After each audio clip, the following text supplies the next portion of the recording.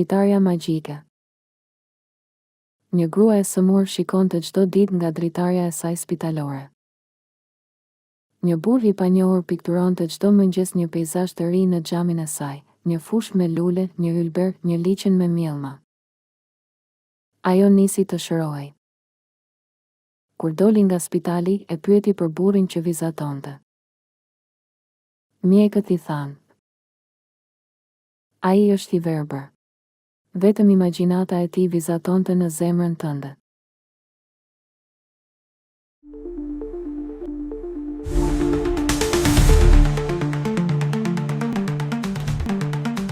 Dy miq udhëtuan së bashku përmes një shkretëtire të panë.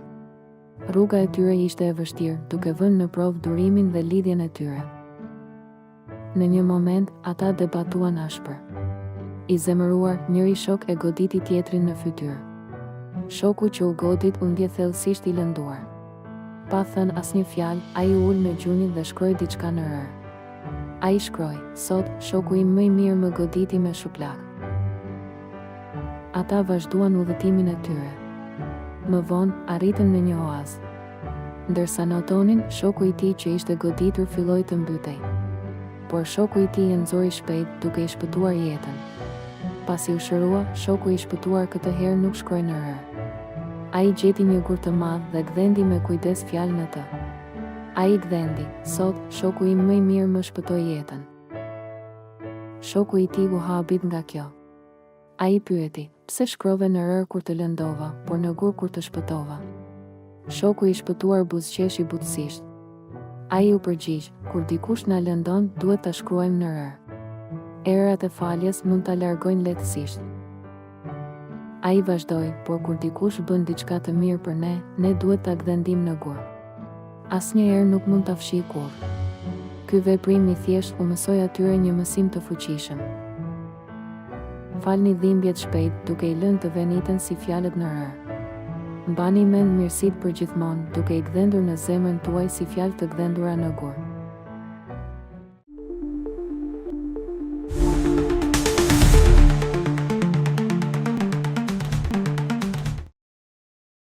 El Bekari 28. Si mund ta mohoni Allahun, ndërkohë që keni qenë të pajet dhe ai ju dha jetën? Subhanallah.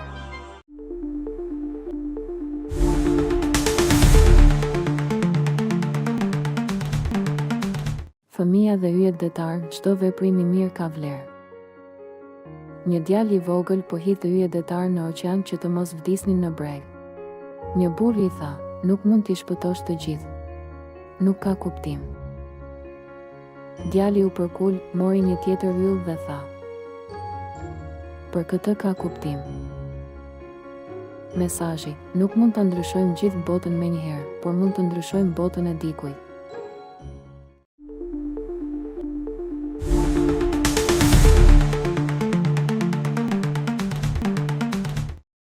Formimi i një qytetërimi ndërkombëtar. Pasi Islami u përhap nga gadishulli arabik, ai solli me vete një sistem të ri ligjor, administrativ dhe kulturor që përfshin një shumëllojshmëri popujsh: arab, pers, turq, berber, indianë, afrikan, etc. Ky ishte fillimi i një qytetërimi ndërkombëtar, ku gjuha arabe u bë gjuhë e shkencës dhe dijes për shumë shekuj.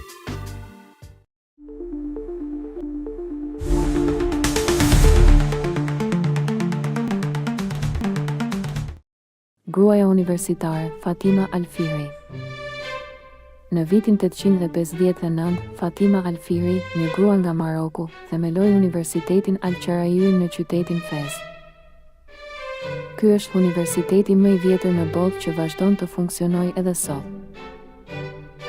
Ajo e financoi ndërtimin nga pasuria e saj personale dhe e bëri institucionin të hapur për të gjithë që kërkonin dije.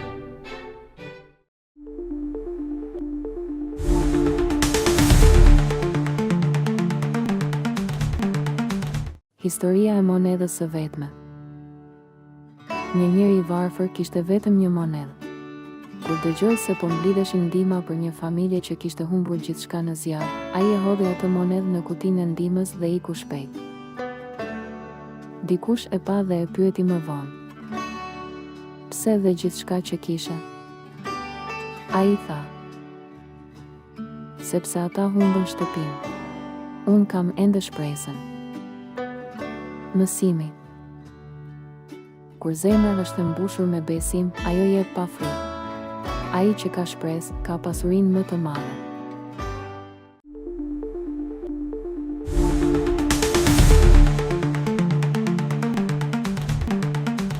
Historia e nënës së Musait, Asë, besimi i plot në Allahun. Kur faraoni urdhëroi vrasjen e foshnjave mashkull, nëna e Musait mori një vendim të dhimbshëm. E vuri foshnjën në një ark dhe e lëshoi në lum, duke iu mbështetur Allahut. Allahu e ruajti Musain dhe më vonë ai u kthye te nëna e tij, sipas premtimit hyjnor. Kjo tregon besimin e palëkundur në caktimin e Zotit.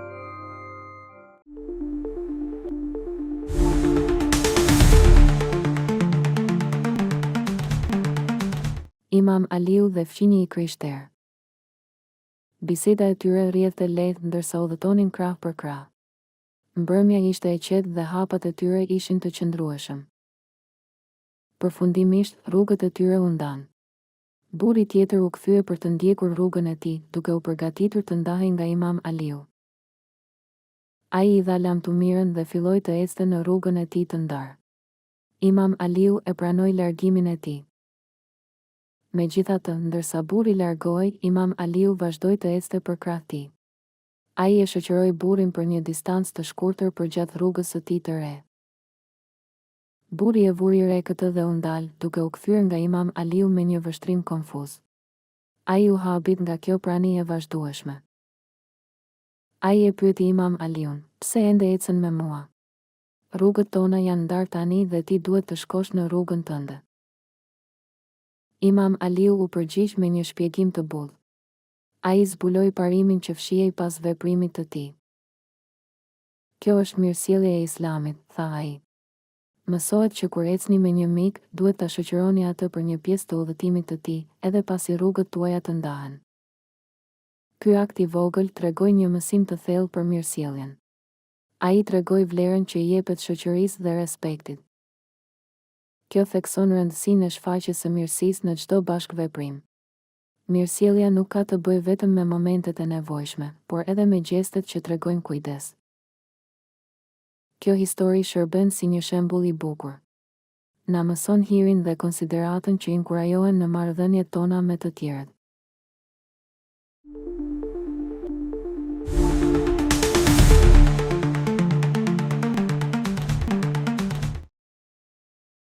Ndikimi në shoqëri dhe ligj.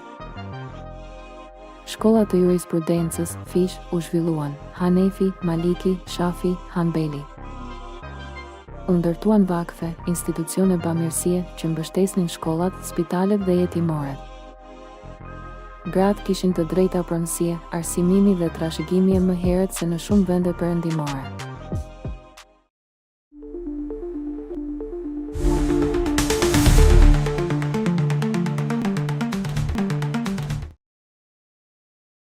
A keni menduar ndonjëherë se si Islami u rrit kaq shpejt pas profetit? Kjo është historia e një kohe vendimtare.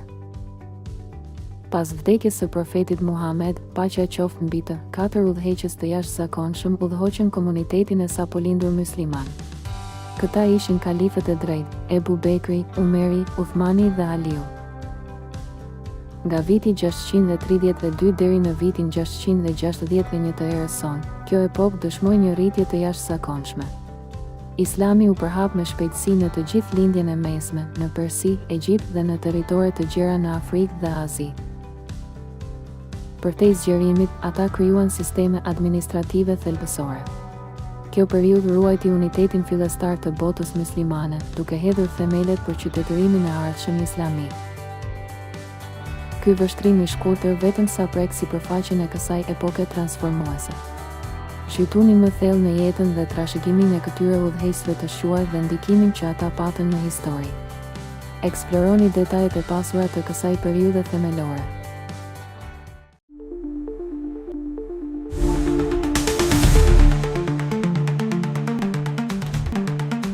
Profeti Muhammed, Asë, dhe plaka që i hidhte mbeturina. Një grua e moshuar i hidhte çdo ditë mbeturina profetit Muhammed, Asë, kur ai kalonte pranë shtëpisë së saj. Ai nuk reagonte kurrë me zemërim. Një ditë, ajo nuk doli. Ai shkoi ta vizitonte dhe mësoi se ishte e sëmur. U mahnit nga sjellja e tij dhe pranoi Islamin. Kjo tregon mëshirën dhe moralin e lartë të profetit.